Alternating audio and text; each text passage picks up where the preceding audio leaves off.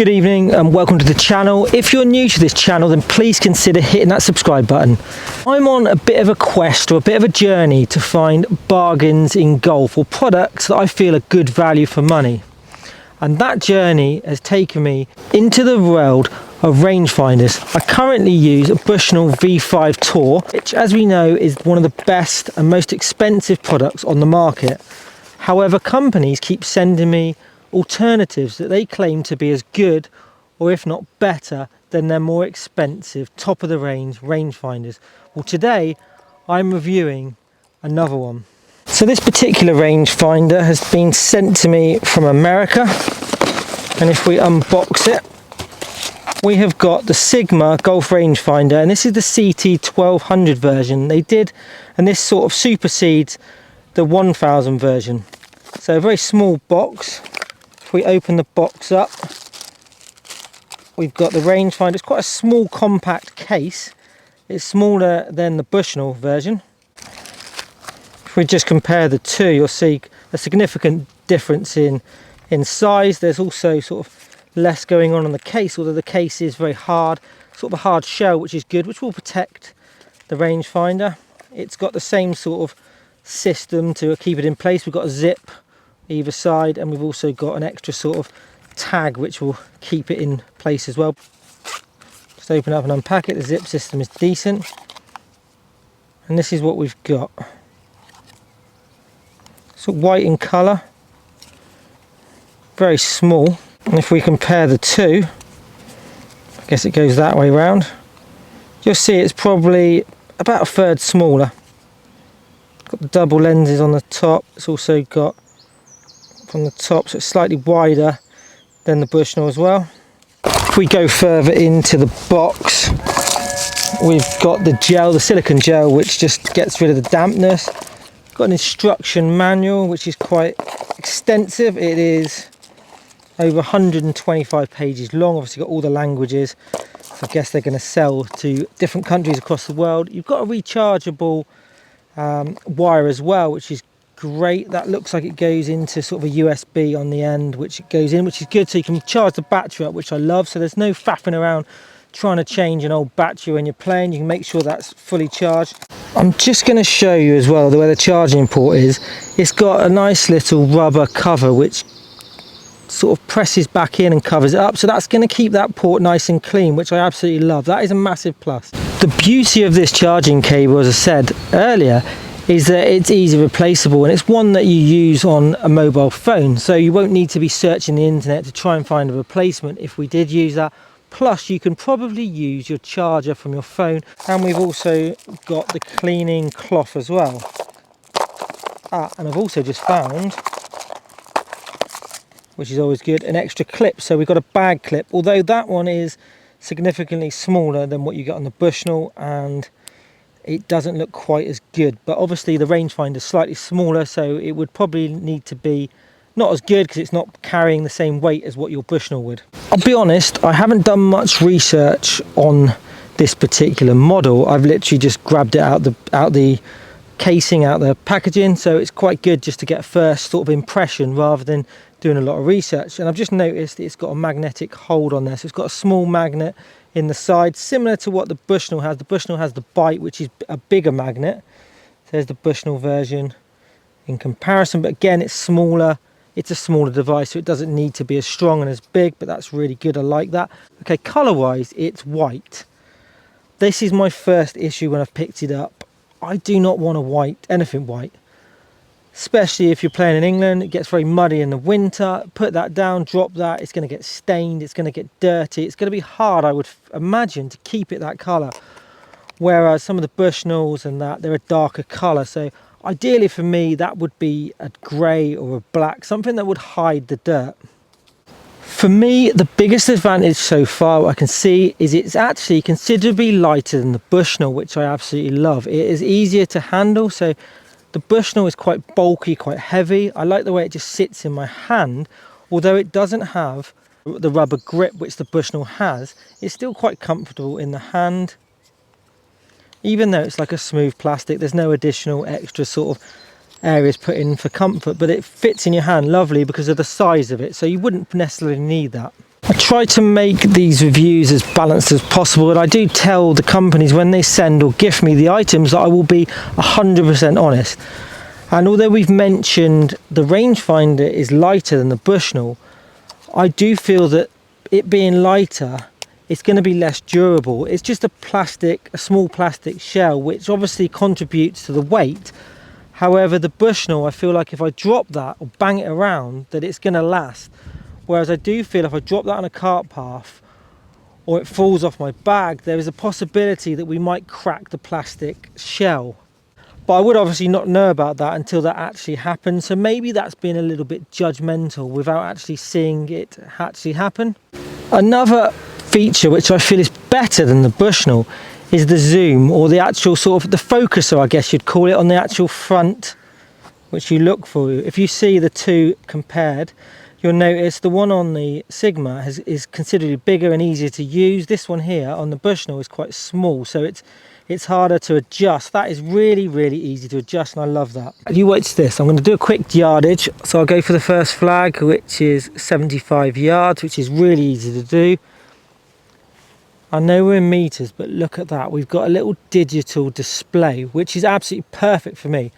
I'm someone who can zap a yardage, be involved in a conversation on the tee, and completely forget what yardage the flag was or the hazard that I'm aiming at. So with that there, it sort of remains on there for sort of 10 seconds or so, or until you use it again. But I've got sort of a visual aid to tell me how far away an object is, which I think is absolutely brilliant. When I first used it, it's set for meters, mainly because in most countries across the world, including America and in most of Europe, they tend to use meters rather than yards. However, on the Bushnell, there's a simple button on the side that you'll see here that you literally click it, and it changes from yards to meters depending on what metric you want to use. Whereas on the Sigma, you need to go into the actual menu and change it manually that way. But is that actually a massive problem? Not really. As a man who knows best, I don't tend to read instruction manuals. If I'm doing, if I'm making up a bit of furniture from IKEA, don't bother with it. I just literally grab the item and make it. So I'm going to try and change it from meters back to yards without even touching the manual. Let's see how we get on. And it's actually really easy. All I did was held down this button here, and it just literally switched easily from yards to meters. So it was done pretty easily. So if I just do now a yardage, I'll do the 150. Okay, and it's giving me the information there, look, 154 yards. Hopefully you can see that. We know nowadays that even budget rangefinders have a slope mode, which is absolutely brilliant. But on the shot scope one, you've actually got a physical button to move across to take on and off the slope. So if I'm playing in a competition, my competitors can see whether I'm using the slope or not. The issue with this is that it's not visible. It's only visible to me. And although it works without a slope and you can put a bit of trust in me, if I was playing with a competitor, I would like to know that they're not using the slope system. And like I said, it's not visible to a competitor whether I'm using the slope system or not. Right, what I'm going to do now is I'm going to test how quick I can pick up the reading of the yardage. I will of course be timing this, so I'm going to go 75, 125, 150 and 200, because that's the markers that are out here at Churston. So let's go firstly with the Sigma. So straight into 75, 125, 150 and 200. Pretty quick. Now the Bushnell. Right, let's go. 75, 125, 150, 200. I will put the times up. I'm not even sure what they were. The Bushnell felt fractionally quicker, but not a lot in it. But I am an experienced user of lasers, so I've always used a laser since they were allowed and made legal in competition. So I don't have any trouble with any of the lasers, but that performed, maybe only a couple of milliseconds behind the Bushnell. So I could definitely use that in tournaments without adding any extra additional time to my play. There you go, you can see the 0 bit behind me as well. So I'm just going to stand on the line and hit the target. We'll go Bushnell So I'm still on the 0 line. We'll go Bushnell at 75, which I'm getting 76. Okay, so not too bad. And the Sigma is giving me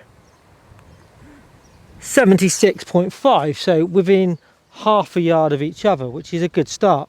So now we're going to have a go at the 125, which is on the right hand side of the screen. Bushnell to start with, 125, and I'm getting 127 compared to the Sigma, which is going at 127. So pretty good. Again, very close to each other in numbers. So we're going to go with the Bushnell to the 150, which is 153, and the Sigma is 153. And finally the last one is the 200 yard marker, which is 202 on the Bushnell.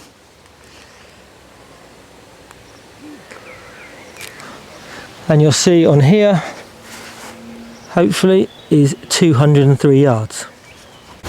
I mean, that is pretty impressive that they are so close in measurements. Or the starting measurement, it's not to say over time that might change. I don't know how long lasting that particular laser is going to be, but certainly to start with, they're very, very close in accuracy, which is, you know, like I said earlier, do you need to be that accurate? Within a yard is absolutely perfect, and this will actually shoot up to 1300 yards, which is similar to what this does. I haven't even mentioned the fact this has got a vibration lock, so when we hit the target we get sort of a confirmation vibration back to say we've hit the target, and then the number is clearly displayed on the rangefinder, which is absolutely brilliant. A lot of the cheaper versions when they first came out, or the budget versions, didn't have that, but this has, and it works every single time. And the display unit is really, really clear to see. However, I do have one minor issue. I'm presuming that this particular product has been used for numerous things, not just golf. And there's quite a few additional numbers, and there's quite a lot going on the display, so I'll try and explain them a little bit further. But there's not only the slope reading, you're getting some additional readings as well. I know I said I wouldn't do any additional research online, but I needed to see what those other numbers were because I didn't really understand them. And just looking at their website, which is a really good website, and I will stick a little link up to their website and show you bits of their website while we're making this video. But the extra sort of information includes the speed, horizontal and vertical distance measuring modes, which are not necessary for a golfer. Someone who is not very technical doesn't really understand those, and it could become a little bit confusing. So ideally I'd like to see them remove those particular modes for golfers at some stage. I've mentioned all the things I like and the things that I would like to see improved, but the best thing about this particular model is you can buy this from Amazon for $79.99, whereas these ones are over £300. That is such a good value product. And if you go online and have a little look and see some other reviews, which I would always suggest you see a numerous number of reviews, don't just take my word for it, get some good balanced opinions from other YouTubers. But some of them even offer like a 15% discount code, so if you buy from them directly you get this model for just over £60, which I think is an absolute bargain. In conclusion, this Sigma is brilliant value for money, as I said previously. I know the Bushnell, and we're not comparing it like for like, we're comparing it top of the range against budget. So the top of the range is obviously going to have some additional features which sort of justifies the additional price. You know, you've got the bigger bite system, you've got a better plastic casing, you've got a nicer looking device, it looks top of the range. You've also got some nice rubber inserts, it's comfortable to use, it's a good shape, it's a good size, and the case looks like it's something special. Okay, this is more budget, but I like the size of it. I like the way it sits in your hand. I've got quite small hands, which is absolutely perfect. If I'm carrying a golf bag around, I'd rather carry this device because it's smaller and lighter. Would I stick it to the buggy with the magnetic hold? Probably not, because I wouldn't trust it 100%. Do I like the colour of it? Not really, but it's £60. This is over £300. If I'm looking at something for a budget, I'm a weekend golfer, I'm playing once or twice a week, I'm not competing in big tournaments. Could I use this? Absolutely. Would I use this? Definitely. I want to hear in the comments below, have you used a Sigma? Do you have one? And do you know anything about the company? Let's hear some comments below. Let's hear some good reviews. Let's hear some bad reviews. Let's hear some improvements you feel that they can make to this particular device. Thanks for watching. Don't forget to hit that subscribe button, like this video and comment below. Thanks for watching.